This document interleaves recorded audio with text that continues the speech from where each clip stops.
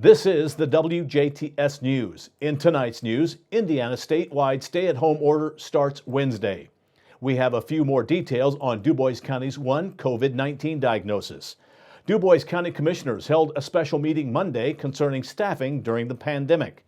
And as expected, we have tips on dealing with COVID-19. Kurt Guxell sits in with a look at sports and more, all coming up on the 18 WJTS News.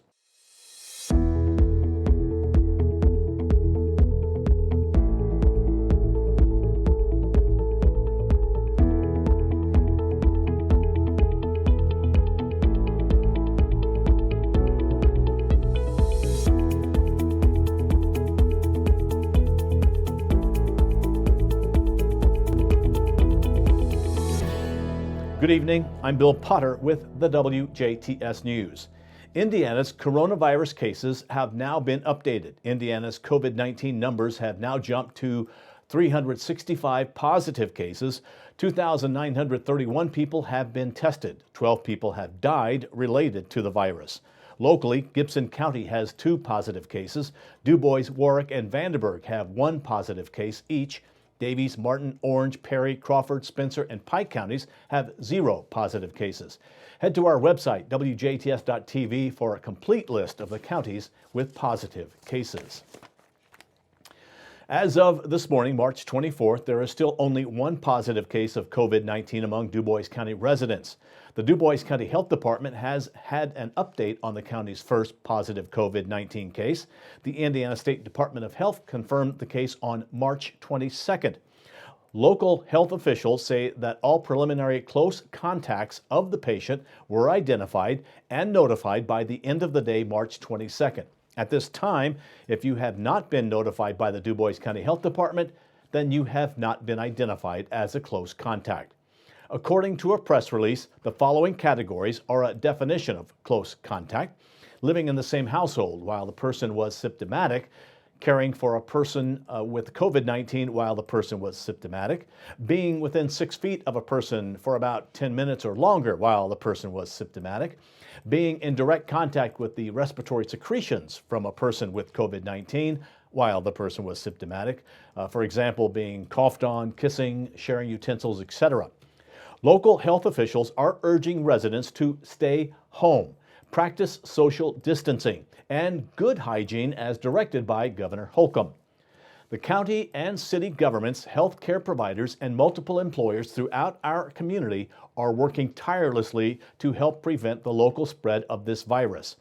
This pandemic has forced a serious disruption in our lives, and sacrifices have had to be made. These steps are necessary to protect the health of our families and the community as a whole. We know this is a difficult time for everyone on many levels, so mentally, physically, financially, spiritually, and emotionally. The Dubois County Mental Health Community Support Team is sharing some tips to help manage your stress and anxiety at this time of uncertainty. 3 basic tips to assist you at this time are: control what you can, limit your exposure to the media, and get information from reputable sources like this station. Practice self-care and positive coping. If you are in need of additional support, please know help is available by contacting one of the 24/7 helplines. Memorial Hospital Mental Health Helpline is 812-827-6222, 827-6222. LifeSpring Health System Crisis Line, 812-482-4020, 482-4020. On Monday, March 23rd, Governor Eric Holcomb issued a 2-week stay-at-home order for the state of Indiana to reduce the spread of COVID-19. This statewide order comes into effect March 25th through April 7th. Residents of Indiana are mandated to remain in their homes except for necessary work, taking care of others, obtaining essential supplies and services for health and safety, and any outdoor activity while maintaining social distancing. This order does include withholding from visiting family and friends unless a family member needs medical or other essential assistance, such as adequate food supply. Essential businesses and services may remain open at this time. These businesses and services are encouraged to promote health and safety to customers and employees. such as, but not limited to, restricting hours and social distancing policies. Non-essential businesses must cease operations for the duration of the governor's order. Staying home is critical to reducing the spread of COVID-19 in our community. If this order is not followed, the Indiana State Police will impose local law enforcement to enforce this order. The Indiana State Department of Health and the Alcohol and Tobacco Commission will enforce restaurant and bar restrictions. For complete information on Governor Holcomb's executive order, in addition to explanation of essential and non-essential businesses, visit www.in.gov. Indiana has opened a call center, the Critical Industries Hotline, on today to help guide businesses with industries with the executive order. You can contact the Critical Industries Hotline at 877-820-0890, 877-820-0890, or by email covidresponse@iedc.in.gov. This call center is for business and industry questions only. And by the way, I know we're giving a lot of information. You can always go to our website, as these stories are posted there with the phone numbers and even some direct links. That website again is www.wjts.tv.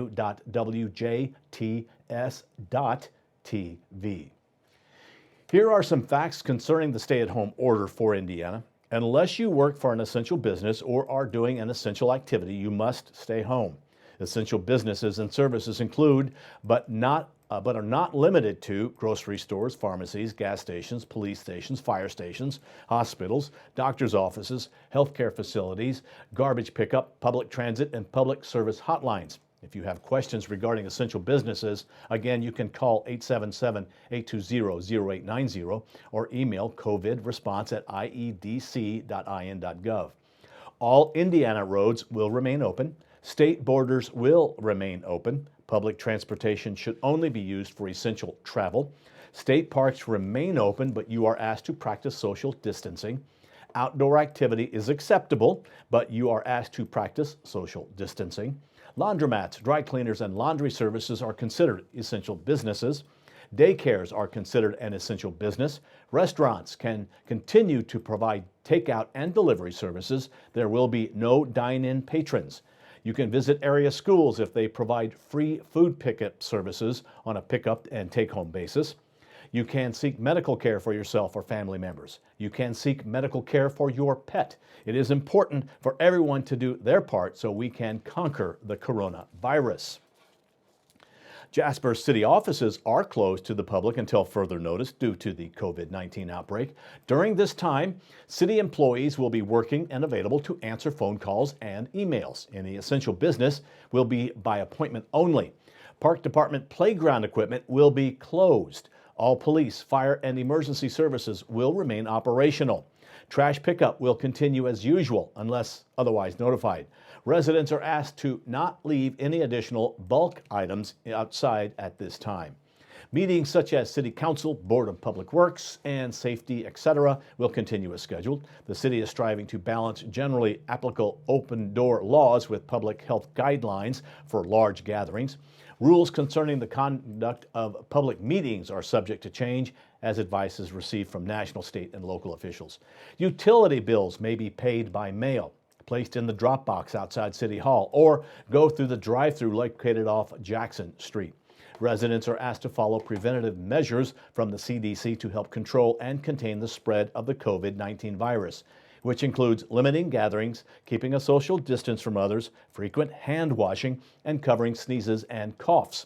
Jasper City Department phone numbers can be found on our website, WJTS.tv. County employees of Dubois County are to now work from home if possible. Dubois County commissioners met for an emergency meeting Monday afternoon at the Dubois County Annex. The commission discussed the possible option for county employees to prevent the spread of COVID-19. Two options were brought up. Option one stated that all non-essential departments take in-house employees down 50%, which meant 50% of department employees were to work from home if possible. These would not be days off, and employees must be able to work from home if possible. Option 2 stated that all non-essential departments closed and all non-essential employees work from home. Again, these would not be days off and employees must be able to work from home if possible. The commissioners voted on option 2 and approved that all departments are to minimize staff as much as possible, effective today. The commissioners also extended Dubois County Emergency's declaration to April 6th at 11 p.m. Eastern Time, just before midnight, to coincide with Governor Eric Holcomb's emergency declaration. The Dubois County Recorder's Office will be closed until further notice. Office staff will be working from home as much as possible. Dubois County Recorders will be working to give public access to their documents by email or other means. For their business customers and title searchers, they have online options available. You can call for details. They are working on ways to mail copies of documents to the public. For questions or concerns, please contact the Dubois County Recorder, Jackie McFerrin, at 812-630-3521, 630-3521, or email jsmcpherron at duboiscountyIN.org. And I know a lot of this is going to sound like a repeat over and over. The city of Jasper, the city of Huntingburg, and the town of Ferdinand are asking residents to not flush certain items that are deemed as non-flushable. Officials say they're aware of the increased use in flushable wipes and the flushing of other items such as baby wipes, disinfecting wipes, napkins, and paper towels. They say flushable wipes are not a new concern to the wastewater industry. They are asking residents to pay extra attention to what they're using and to not flush anything other than toilet paper. The following products should not be flushed: diapers, paper towels, all-purpose cleaning wipes, women's hygiene products, makeup remover wipes, baby and adult wipes, even those labeled as flushable, gauze, Band-Aids. Wipes and paper towels do not break down like toilet paper and can clog systems very quickly. If you have any questions or concerns, call your local wastewater treatment facility. The Dubois County Community Foundation is granting thousands of dollars to help with local COVID-19 response. According to a press release, the Community Foundation is immediately allocating $50,000 to address local urgent and critical needs. Dubois County Communication Foundation, the Dubois County Community Foundation Executive Director Clayton Boyles says the foundation is proactively supporting the front line. Emergency agencies and funds will be deployed on a rolling basis. Boyles said that additional funding allocations will be assessed as needs evolve. Jasper Dubois public libraries will be closing at this time in accordance with Governor Holcomb's resolution to prevent the spread of COVID-19 and the potential effects on the community. The Jasper Dubois County Public Library will be closed through at least April 7th to the public. Drop boxes are also closed at this time. The library system is fine-free, so no overdue fines will be accrued while the library is closed. The library has proactively taken steps to change due dates on all items currently checked out to April 15th and will extend that date if necessary. The library does have an extensive digital collection of materials that can be accessed at any time on the library's website. They have also renewed any library cards that have expired in the past year to allow immediate access to the library's digital collection.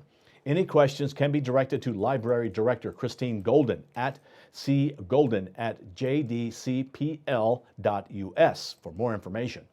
You may also leave a message at 812-482-2712, 482-2712, extension 6115, and she will return your call just as soon as possible. And in an effort to reduce the amount of trash which is being taken to the landfill, the City of Jasper Street Department will be expanding the types of plastic items accepted for curbside collection, beginning the week of April 6th. The acceptable plastic items will now include the following. These are acceptable: plastic bottles and jugs with either a number 1 or number 2 on them, which includes milk jugs, water bottles, soda bottles, juice bottles, detergent jugs, soap bottles, shampoo bottles. Now, caps must be removed and discarded into the trash. However, labels do not need to be removed. Plastic items which are not accepted at this time are as follows: lids, bowls, cups, buckets like ice cream buckets, etc., trays, styrofoam, cooking oil bottles, pressed plastic, clamshell type packaging. These items will not be picked up and should not be mixed with the acceptable items. The items which are not accepted should go into your trash. And again, go to our website for this story for that list. Washington City Council and Board of Public Works and Safety held meetings last night, which set multiple ordinances in play. Washington Mayor Dave Rhodes declared a local emergency in the city and modified salary ordinances pertaining to COVID-19 hazard pay and emergency stay-at-home pay. The ordinance would mean should funding from the state or federal government become available, the city could apply. The city has closed off walk-in availability to its offices in an effort to prevent the potential spread of the virus. Those who would like to contact the city may do so by phone. Those who need to pay utility bills may do so through the City Hall drop box and the drive-thru at East Side Park, or it can be paid online. The Washington City Council also approved an ordinance that would allow Clerk Treasurer Beth Magucki to pay the vendor directly for the next round of police cars. During the Board of Public Works and Safety meeting, the bid for the demolition of the property at 1705 North Street was awarded to Don Gress Construction for $4,750. Hard Rocks was awarded the concrete bid for the city's sidewalk and curb replacement program, again in Washington. All buildings and facilities owned by the town of Santa Claus are now closed to the public due to COVID-19.